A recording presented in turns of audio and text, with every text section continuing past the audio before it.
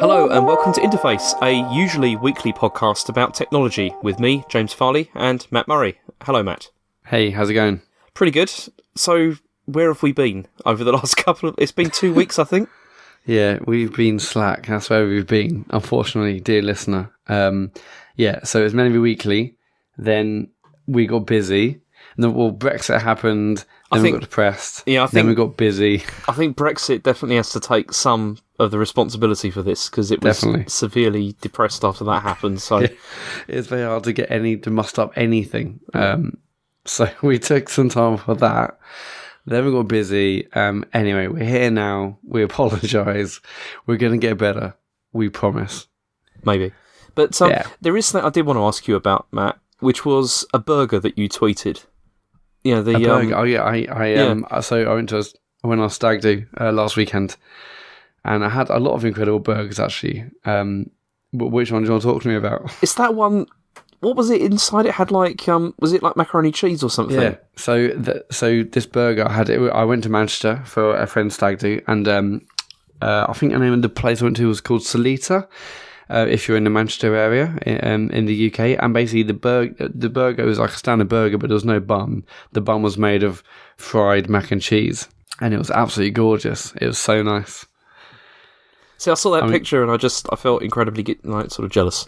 Yeah, well, I felt incredibly fat, and I still do after that weekend, just because all we had was burgers and beer and whatnot. So, but So if you fancy a mac and cheese burger in Manchester, get yourselves over to Salita. It's super tasty. In fact, everyone had like a different burger there. There's like 8 of us, and everyone's food looked amazing. So Salita is well good. Are they sponsoring the show?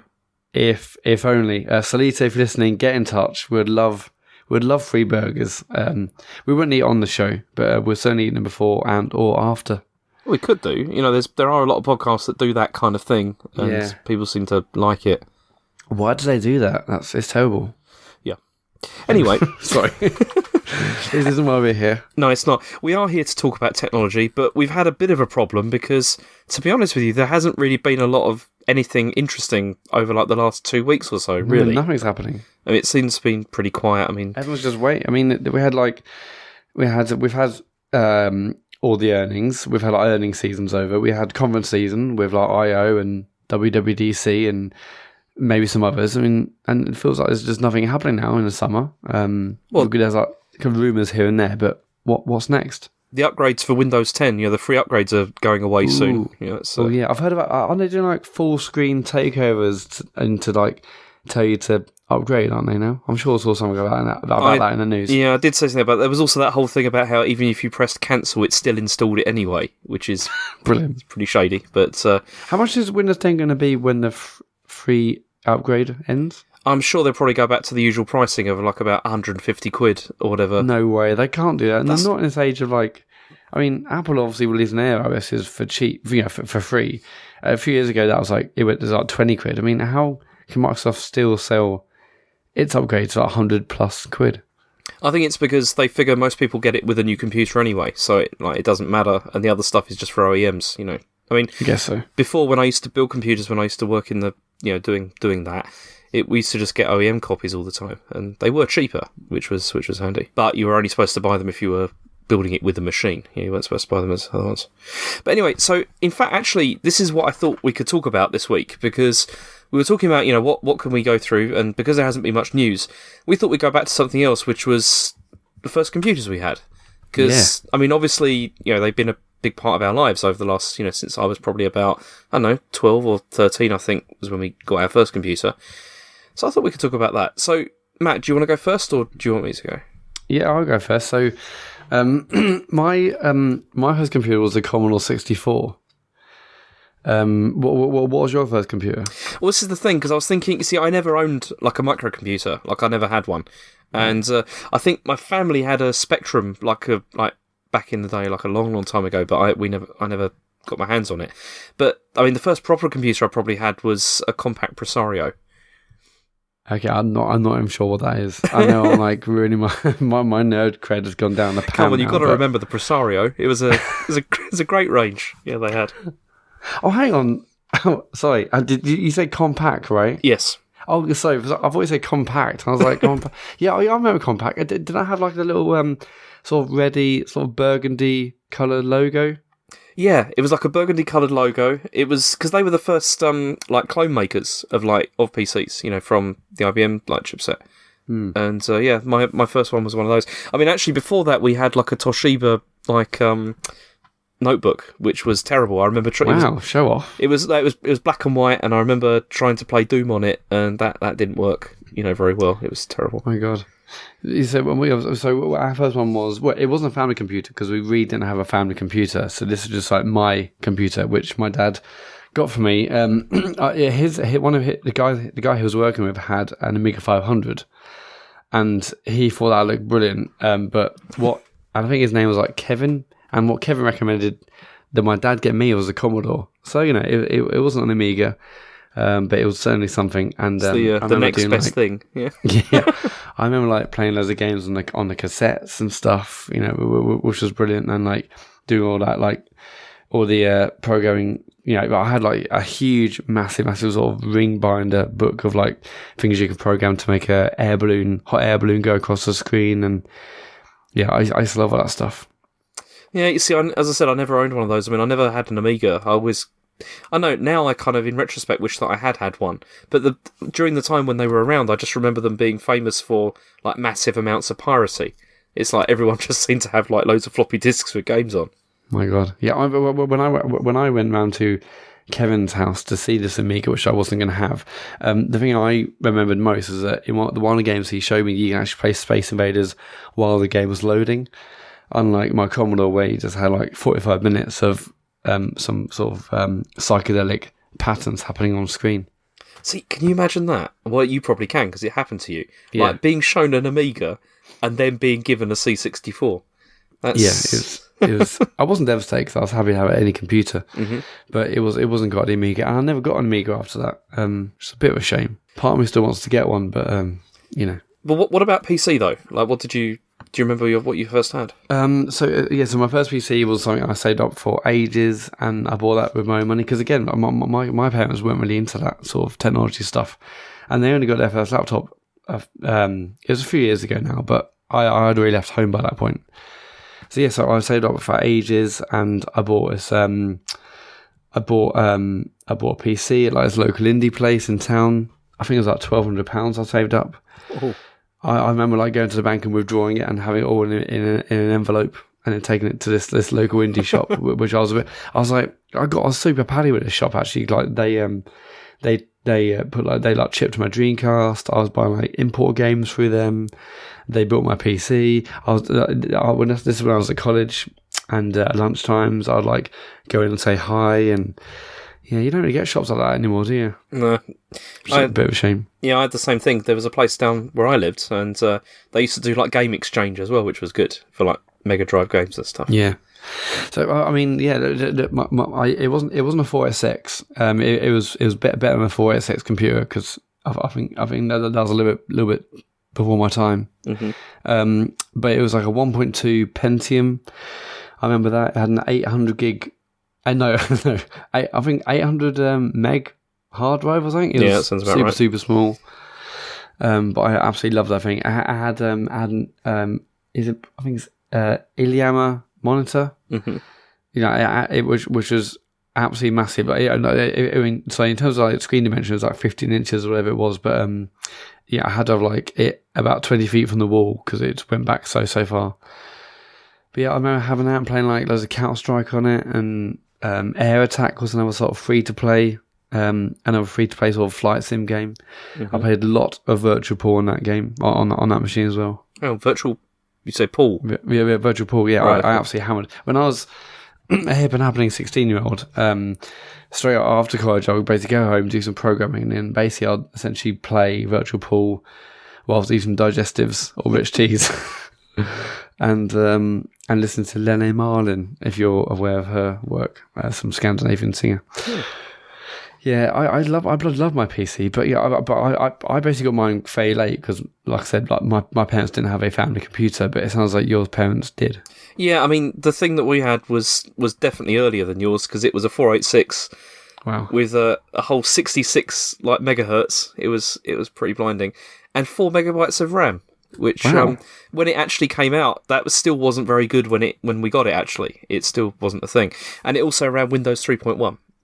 Which was, but it was strange because Compaq had some sort of deal with Xerox, and they had this thing called TabWorks, which you used instead of where it was on top of Windows, and it was like basically like displayed like all the programs, but in sort of book format, and you sort of like flicked between the pages. It was brilliant. It was actually quite good. It worked quite well. But then also, see, this machine was an all-in-one. It was one of those ones where it was like a monitor, everything was all in one. It sounds super modern. It kind of was. It looked like a sort of proto iMac, like as things were going, and it even had a modem, which was 2400 baud, which, as you imagine, is incredibly slow. Yeah. And I used to drive my father mad because I used to go on bulletin boards with it, chat with people and download games that used to take about 2 hours. And this is when like telephone connections were still metered. So I remember once he went to work and he took the telephone cable with him. Because he was so tired of me being on it wasn't even the internet, but just like being on these like bulletin boards. Yeah. I just went out and bought a new cable because they were really cheap. Yeah, but did you remember back in the early days of the internet when I remember BT had an offer whereby the first 59 minutes are free, so you would just like go on the internet 59 minutes, unplug, plug back in. Yep.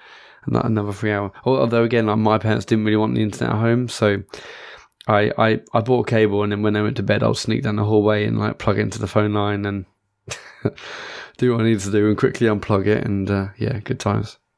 But yeah, this was a really. I mean, I've still got this machine. In fact, it's in the garage that I'm in. Yeah, it's in the garage I'm in right now. Oh my god! I will send you a photo later. Yeah, we need to put a photo on the like interface Instagram. But yeah, it's still there and it still works as well. I mean, over the years, I even put like an ISA network card in it. It can go on the internet. I mean, not very well because it runs Windows 95, which is obviously not that good. But the thing about it, though, is it was still like really solidly constructed. And every machine that I've had since then, apart from perhaps this, like the MacBooks I've had, have felt really flimsy and disposable, like by comparison. And I think it's just because from that era, because the machines were really, like this was expensive. It was definitely over $1,000, and then suddenly PC prices went down massively, but they weren't as good, build quality. But yeah.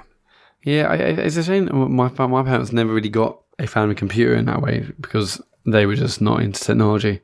Now they've got like 2 iPads and 2 laptops and all sorts of stuff, but obviously things have changed somewhat since then. But back in those days, they're still like very scared of technology and definitely scared of the internet. And yeah. Yeah, I think my dad was just sick of me always asking for stuff to do to it to make it better because it was just. Eventually I got a RAM upgrade to 12 megabytes, and it cost, I think it was about 150 quid for 8 megabytes of RAM. It was insane. And 150 quid back then was probably like 800 quid back now. Yeah, it was now. It was a lot of money, but it was worth it because then I could play stuff like TIE Fighter, which was definitely worth it. Yeah, loads of my friends had like family computers, and we would go in there and play stuff. But it wasn't something I had at home. So I mean, mine. He was like my closest friend at the time, and he had a 486 computer, and we would play the old sort of LucasArts games, and X-Men vs TIE Fighter and Jedi Knight and stuff, and Monkey Island. Oh god, yeah, brilliant stuff. My mate Simon had a Gateway PC. Mm-hmm. Do you remember those PCs where it is like the cow box? The cow box, yeah. We played like Big Red Racing and some other games on the PC back then. Oh yeah, good stuff. It was. There's a lot of. I mean, I remember when Windows 95 came out, I borrowed a copy from a friend at school and installed it. But then this was before the RAM upgrade, and I remember clicking the start button. It used to take about 5 seconds, like delay, before the menu came up, because 4 megabytes of RAM wasn't so good.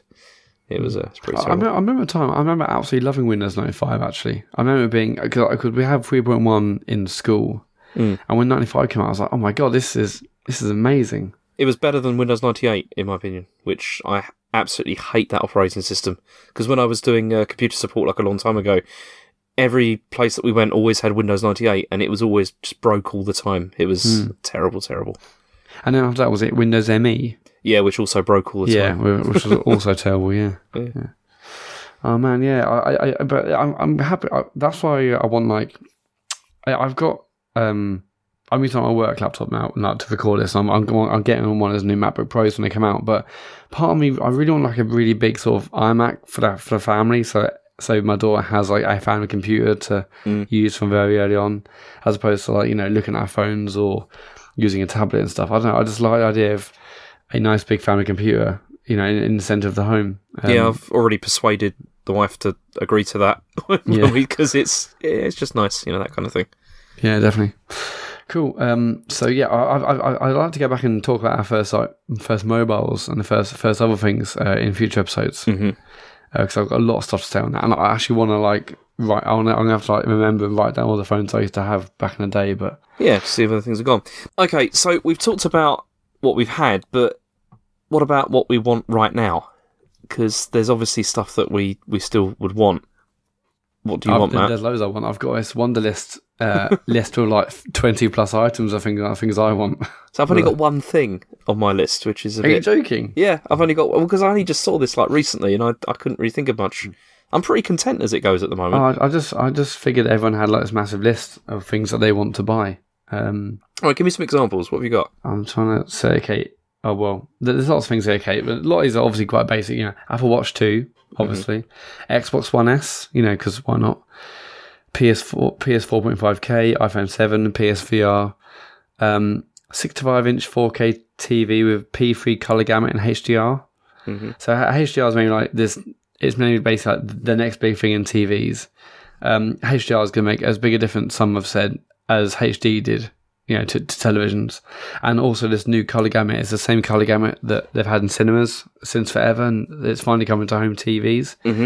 So those two combined are basically the reason why buying a TV in the next 6 to 12 months is a really great time to buy a TV. And my TV is a 2007 Panasonic Plasma, which was top of the range at the time, and I loved it, and I still love it. But the reason I haven't bought a TV since is that I haven't really found anything that's truly worth waiting for, but these two things will be the reason I get a TV in the next year or so, I think. But yeah, HoloLens. Okay. There's loads of stuff here. I basically want an electric skateboard. Right. Okay. Okay, please explain this. I mean, there's many reasons why, and there's many reasons why I shouldn't, but so I watch one of my favourite YouTubers is called Casey Neistat. I'm not sure if you're aware of his work. He's a New Yorker, and he does daily vlogs, and he's been riding a boosted board, an electric skateboard for months. And obviously he's cool as fuck, and I'm not going to be cool as fuck. But you can go up to like 22 mile an hour on these things. I think it'd be awesome for commuting to and from work. Matt, you do realise that you'll look ridiculous doing that, like commuting to work on one of those. I guess, but I don't really care about that sort of stuff. That's I don't care. That's why I had a gold phone. That's why I had that's why I pay things on my watch. I just don't really care. If it makes me happy, then I don't really care. And I think these things could be cropping up more anyway. So I don't mind flying the flag. But I guess the biggest issue, these things are like 1,500 quid, I think. But they go 22 mile an hour. They look cool as fuck. Do you still? Yeah, but do you have to have like license or anything for them? No. You don't. You just charge them, and then I think the new ones they've announced actually version 2. I think they can do like 12 mile. They've got 12 mile range. They can go through. They're waterproof now. So before the current boosted board, the one before the new one comes out, you can't really go through puddles. It will just screw up the motor and stuff. But yeah, I've wanted one. I've wanted one for ages, and I will get one. I may get a second-hand one to see if I like it. But see, one of the things I'd love an electric skateboard. It'd be cool. I think it'd be cool. I mean, many people would disagree and say, Matt, you're an absolute idiot, and oh my god, what's this guy dickhead going down the road on an electric skateboard? But man, they look awesome. See, one of the things I've always not really understood why they've never really been popular here is like electric bikes, because in Shanghai they're like majorly popular. Like everybody has them. Really? So no one pedals over there? Yeah, you don't. Yeah, no one pedals. Everyone has like an electric bike, and you see like these ridiculous situations where you've got like an electric bike with about 4 people sitting on it. And it's quite funny. How fast do they go? I don't know. They could do probably about the same as the scooter you just said, or maybe even faster. And it's like electric skateboard. It wasn't a scooter. It wasn't a scooter. I thought it was a electric. Okay. It's an electric skateboard. So do you understand what I mean? Yeah. It's like, well, it's technically an electric longboard. Right. So you get on it. You've got like a little controller in your hand, which looks a bit like a Scalextric controller from the 90s. Oh my goodness. Yeah, you basically squeeze it. I'm just imagining you on this. To be honest. Yeah. Yeah. I just think they look so cool. Okay. Well, the people on the electric bikes in Shanghai don't often look cool. The best bit about it is when it's raining and you see people they're holding like an umbrella and riding their bike at the same time, while sometimes simultaneously trying to use their phone at the same time as well. And then you see accidents, which is obviously not so good. Oh my god, yeah. But yeah. I'm trying to get you a video boosted board so you can see it, and I want to see what you think. Well, I'm going to send this link, and you're going to watch this, and we'll get your reaction live on the air. Yeah, I know. I know I probably shouldn't buy one, and chances are I probably won't because there's like a million other things, for me to buy. How do you think? How would Jill feel about this? Do you think? What would she be embarrassed? Is that what you're saying? No, would she be happy with you? Like riding this? Is it like dangerous or whatever? It's probably an element of it of being dangerous, sure. But also, all right. Well, while you're doing that, I'll tell you what I want. Because I only want one thing, like I said, because I'm really boring at the moment. Because as I said, I'm pretty content. I would like a new TV. That would be nice. Because the TV I've got at the moment is like a 32-inch Toshiba from about 2007, I think. So it's not that great. It does 1080p, which is obviously great. But yeah, I would like a nice new 4K TV. It would be nice. But the one thing I would like, because it would actually be useful for me now, is a streaming stick for my Xbox One. That's what I really want. And it's the thing that I kind of got excited about this before E3, because they kind of made out that it was going to happen, but then it didn't happen. Hang on. So I have all the things in technology, and I've got a list of 30-odd items. The thing you want is just the ability to stream your Xbox to your tablet. Exactly. Or not just from a tablet to another TV. This is what I want to be able to do. Because it's practicality is the thing. Because I spend a lot of time gaming in different rooms, around the place because of the children. And so if I could just do that, it'd be really, really handy. But it's not possible. There's the issue of lag there, though, isn't there? I don't think so. Because, I tried it with, with Windows 10. Because I had it dual booting on a MacBook, and it was fine. So okay. So if this thing happened, so you would your kids were in one room, you want to play a game on another room, yep. You would put the stick in the TV, or what will you plug it into a different TV, into a laptop, into what? Yeah, plug it into a TV.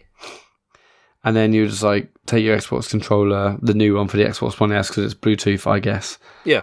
And then just play in another room. Yeah. Yeah, the idea is nice. It doesn't really work with my setup currently, but it would be nice, I guess. It's amazing that I haven't released it. Yeah, because it seemed to be sort of nailed on that it was going to happen at E3, but then nothing happened. Yeah, we've heard those rumours for years. But who knows? Right, I've seen you a video on Skype. See, I'm watching it right now, right? And is this San Francisco? Yeah. It's a bit different to Leeds, isn't it? It's a little bit different, yeah. This is my only thing is this looks quite cool. It looks quite interesting, but I can't imagine you doing this in Leeds for some reason. Yeah, no, I'm totally with you because again, Casey Neistat and other people I watch on YouTube who ride these things. They're riding in America or in New York, where it's big, wide, sort of straight streets. All they all seem like pretty good tarmac wise. Whereas you go to Leeds, it's cobble streets, it's curbs, it's it's just shit surfaces to skate on. Mm-hmm. But I'll put a link in the show notes so everyone listening to this right now can watch this video. But so what does the control do? Because it does braking, yeah? Yeah, so basically it's got a little sort of thumb control, I believe. Oh, yeah, but so it's like Scalextric, so it's a trigger. It's like a trigger. So your main index finger would hold that down, and that's basically power. But you just hold it down. Once you let it go, it stops power no matter what direction. But then you got a thumb wheel on top, which you can jog forward to go forward and jog back to go back. I believe that's how it works anyway. See, this does look really cool actually, but again, I couldn't use one of these because I'd look ridiculous, which is a shame. Chances are I would also look ridiculous, but I'm quite a lot larger than you, Matt. I think I'd look a lot more stupid. Well, yeah. Anyway, so if I had the money, this is the thing I would want more than anything, really. Anyway, yeah, I'll put a link in the show notes so anyone listening to this can also watch and determine how ridiculous I would look on a boosted board. But yeah, I'd absolutely love on them because they look cool as fuck. Yeah. So maybe one day I'll get one. But in the meantime, there's plenty more things for me to want. But boosted got, board, lights on them as well. I know. Yeah. New ones got lights. New ones are waterproof. They I think go 22 mile an hour. How long does the battery last? Do they say? I think it's like a 12-mile range. Mm-hmm. So it's not bad. Yeah. They're good. Anyway, whatever. I haven't got one. I may end up never using one, even if I bought one. But and I think if I am going to get one, I think I'll probably try a second-hand one. Uh-huh. See how that works out, and then if it works, I like it. Maybe I'll get a new one. But anyway. That's probably fairly far away right now. Yeah, it does look cool. I can see why you'd be into that. And I'll just try more money, but I don't. Anyway, so you want a streamer stick? I want a $1,500 electric skateboard. So which is more likely to happen? Do you think? I think you and a streamer stick. I think Microsoft are more likely to release it, sadly, than me getting the money to buy one of those things. Yeah, and also my wife allowing me to buy one. Anyway, let's move on because we actually got some emails this week. We got some correspondence. This is brilliant. So if you want to email the show, we haven't really asked for any emails in all honesty because many reasons. One, we weren't sure if anyone was actually listening. At least two people do because we've got two bits of correspondence, so that's good. But we haven't really, we're still trying to work out sort of the format, what we want to do with the show. So we haven't really sort of asked for any correspondence, but we've got an email address. If you want to email the show, you can email interfacepodcast@gmail.com. I would love to hear your thoughts on anything we've talked about in the previous show, or any other thoughts or questions about any other technology or things that are going on for you. That'd be awesome to hear from you. You can also tweet us. We're at InterfacePod on Twitter. But yes, James, yeah, you're right. We have got a couple of emails. Okay, so the first one here is from Stu. And it says here, "Hi guys, as a listener to the podcast who has never owned any Apple products before, I find myself a bit confused some weeks to hear you both get so excited over phone announcements for features I've had on my Android for ages. This isn't meant to be an Android is better type fanboy email. I don't have any access to an iPhone, and until your podcast, I've always assumed they were still a few steps ahead of Samsung and Google. Given that quite often it sounds like iOS is playing catch-up, I was hoping you might discuss on the show what makes you both still choose Apple.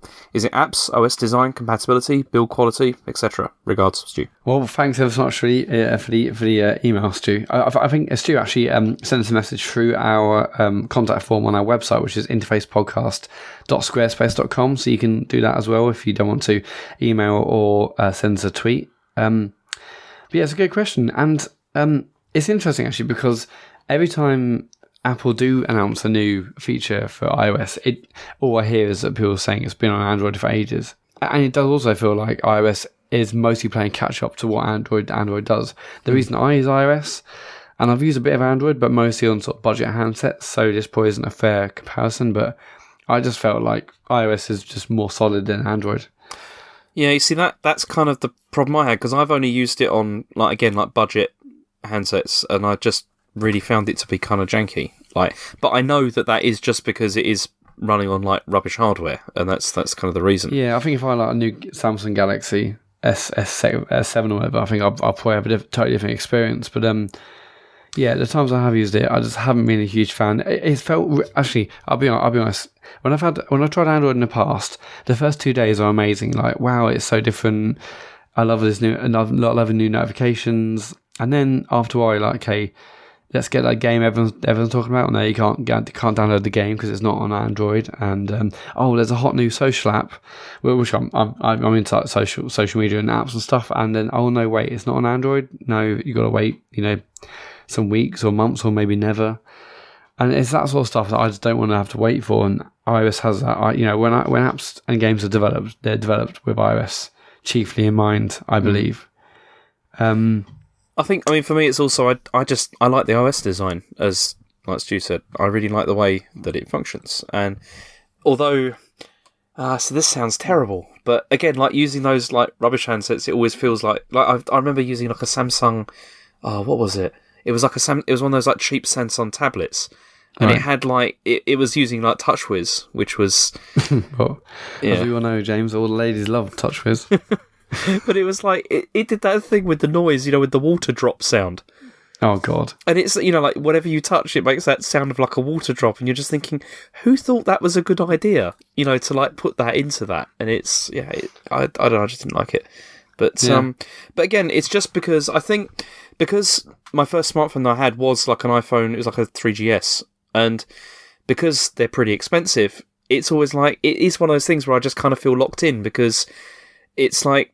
I know what I'm getting with the iPhone, and I know that I'll definitely like it, and I know it's going to do what I want it to do.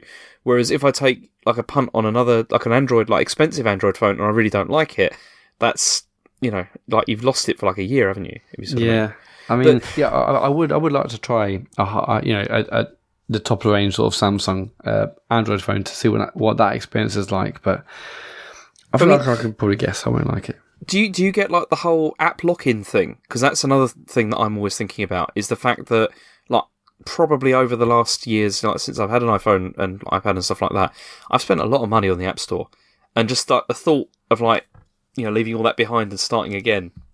Yeah, I mean that's definitely a reason. Although I'm it's not something that's keeping me here. I mean I spend a lot of money, but. I feel like I'll probably have an iOS device in the house, even if it's not my main phone. Mm-hmm. But then the apps, like I play this racing game called Disc Driving on iOS. I basically play this game every single day since my first iPhone, when the first version of the iPhone. Every single day, multiple games. It's a game where you flick a disc around a course and you can race people online. I played it every single day. That game is not on Android. And for that reason, I can't move to Android. And I will never move to Android unless those guys port it to Android. And I've asked, they're not doing it. Also, my God, the state of Twitter apps on Android is so bad. I couldn't do that. So again, when I and I've been over this definitely on the show before, but typically before the new iPhone would come out, before the conference, before the announcement conference, that is, I would sell my current iPhone to get maximum value. I'll then have like 2 to 3 to maybe 4 weeks of using a different handset, and I'll typically buy an Android device to see what the state of play is on Android right now. And I basically spend the first 2 weeks out of 3 weeks downloading about 50 Twitter clients to find one that's half decent, and they're not half decent. I haven't found a good one. I guess the only one that's sort of okay is the standard Twitter one, but all you see is ads and like, oh God, I just hate this. The default Twitter apps are just unbearably shit. Whereas on iOS, I use Tweetbot and it's a brilliant experience. It's smooth. There's no ads. There's no like while you were away things. It's just like it's just your timeline, just your feed. It works well. It's got great gestures. Again, so Tweetbot's not on Android. That's another reason I'm not sure I could leave. Mm-hmm. But if anyone's listening and they've got recommendations for a decent Twitter app, please tweet us at InterfacePod or email us interfacepodcast@gmail.com. I'd love to hear if there is a decent Twitter app out there for when I inevitably sort of go over to Android in September. Yeah, so there's many reasons why I'm stuck. I'm still on iOS. I just prefer it. I've tried Android and I'm just not a fan. We need to have a conversation at some point about Twitter, the app, because I've actually been using the official app for a while recently. What? Oh my God, why? Well, how?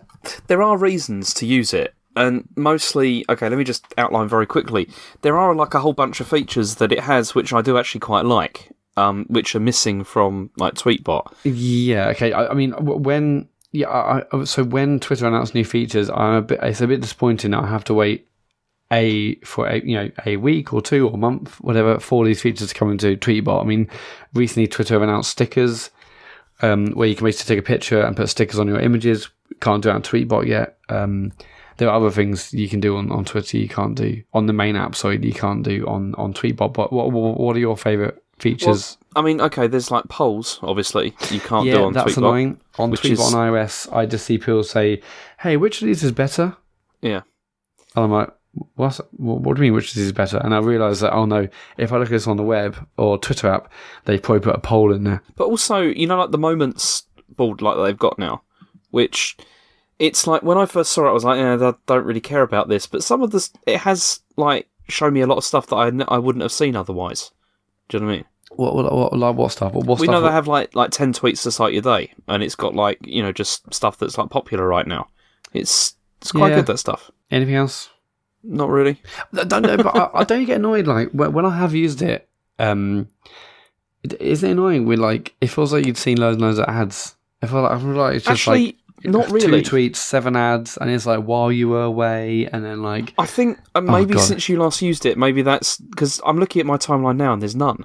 Like, I'm not seeing any ads. I mean, the thing that I hate about it still though is the fact that you can't like synchronize your timeline. That's still really irritating. Yeah, and that's still brilliant on Tweetbot. I've got Tweetbot on both Mac and on my phone, so I could maybe look into it on my desk. I'll go to the bathroom, and maybe I'll check Twitter in the bathroom. It happens. Yeah. And then when I go back to my desk, it's synced with the tweets that I saw in the bathroom. So, yeah, brilliant. Which is really good. But I don't know for that alone. Just, yeah. I don't know, maybe I should go back to Tweetbot. I don't know. I also feel like Tweetbot works better with like multiple accounts as well. And I've got like a lot of accounts to go through. Yeah, it's just good. I'm on it now. It says while you were away, and it's like it's just giving like 4 random tweets. I want to see the timeline. And then right, this is it. Okay, so on my timeline it says while you were away, and there's there's an ad.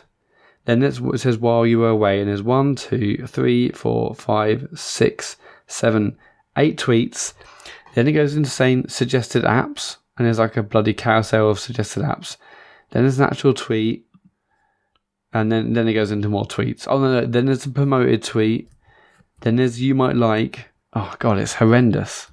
See, I don't know. You see, I'm not seeing all that on mine at all. Maybe I think because also like I clicked like close on a lot of those. And then they don't seem to have come back. So anyway, yeah. Tweetbot for life, innit? All right, next one. We've got one from Gav, who says, "Howdy, lads. Loving the podcast. Good to listen to a UK tech podcast that feels like you can relate to the presenters." Oh, that's nice. Anyway, enough backslapping. My question is around the Apple Watch, and in particular the faces. I feel there is a severe lack of content in this area, and it smacks of Apple building up to switching on a watch face store one day. Pay 79p for a Nike face, etc. I had an Android Wear device and there was plenty of faces to customise my watch weekly, and it made a huge difference to keeping the device fresh and interesting to look at. I can only assume that Apple feels there isn't a big enough customer base to roll this out yet. Perhaps they're leaving it to the Apple Watch too. Either way, it's frustrating as hell, and no amount of complications can placate me. Thoughts?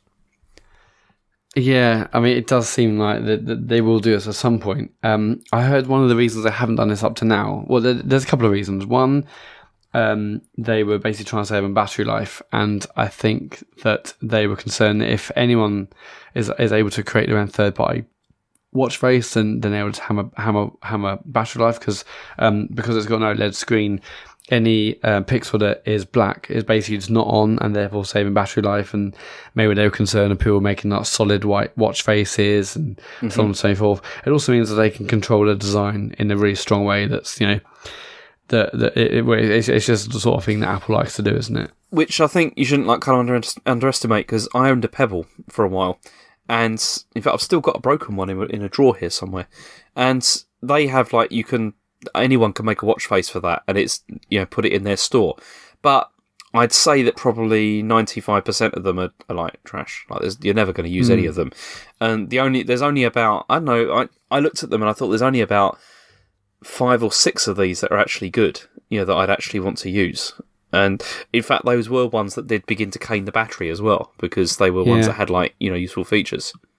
I can see Apple opening up a watch face store, but only for its approved partners. I don't see them opening up a Apple Watch face store for everyone to just create an app. I think they might open up to people like Prada or to Burberry or to Nike, maybe, these people that they can really control and make sure they do good work, not just some randomer making a watch face app, not just like you or I, James, making a watch face and trying to sell it on the App Store. I can't see that happening, at least not yet. But in terms of battery life, I mean, they've already said that they were way overly cautious on battery life for Apple Watch 1, and they know that actually lots of people have finished the day with 50% of battery life, and I'm definitely one of those people often. So they're going to be able to do a lot more in Apple Watch 2. Also combined with the efficiencies they've made with iOS, with WatchOS 3, which I'm still really, really looking forward to trying soon. So yeah, I think I can see it maybe happening, but I think it'd be a really, really controlled experience as opposed to just allowing everyone to do it. Yeah, I think that's probably more likely. I mean, I think it is a shame that there's not more of them, because there is a kind of a pitiful amount, really. But how many? What, are there like 8 or 9? And I pretty much only use like 2 or 3. Actually, I'm not sure what the names are, but I basically use about 2 or 3. And I think it's actually like 12. I mean, it's 12 of them, which is maybe more than I thought. Yeah. I mean, if honestly, if there was an app store with hundreds of watch faces, I would probably not install any of them. Well, thanks so much for the messages and for the emails. Stu and Gav, you are our top listeners of the week. You might be our own listeners of the week, but we super appreciate it, so thank you ever so much. And if anyone is listening and they want to send us a message or a question, again, you can tweet us at InterfacePod on Twitter, or email interfacepodcast@gmail.com. Okay, so the last thing I want to talk about really is our question of the week for this week. But this time I want to do it a bit differently, because I'm thinking maybe what we should do is we're going to put this question out and we're going to think about this for next week, and then also maybe some listeners, if we have any, may give us what they think about this as well. And then next week we can sort of talk about it. So the question I've got here is, how bad would it really be if Apple removed the headphone port? What a subject. It is, yeah. This could be a 2-hour special. It could be. It won't be, but yeah. It won't be. But so if you'd like to get involved with this, you can send us tweets or emails at the addresses that Matt's already detailed. And next week we'll have our own thoughts about this as well, and also maybe a new question. Fantastic. So I think that's about it. It's been fun. The podcast is available on iTunes. I'm sure you're listening to us through iTunes anyway, but if you're not, it's on iTunes. Please give us a little review if you fancy it, and subscribe. That'd be awesome. We are on Twitter, like I've just said, we're at InterfacePod. We're at facebook.com/InterfacePod. We're on YouTube.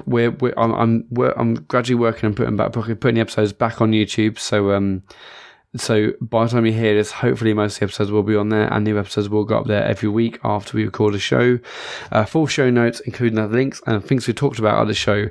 But this episode will be at interfacepodcast.squarespace.com/episodes/8. And that is us done. Thanks so much, James. Thank you, and we'll be back next Monday with a regular time, hopefully. Yeah, we'll definitely go back on Monday. It's going to happen. Cool. Okay, thank you, Matt. Thank you. See you later, everyone. Bye-bye.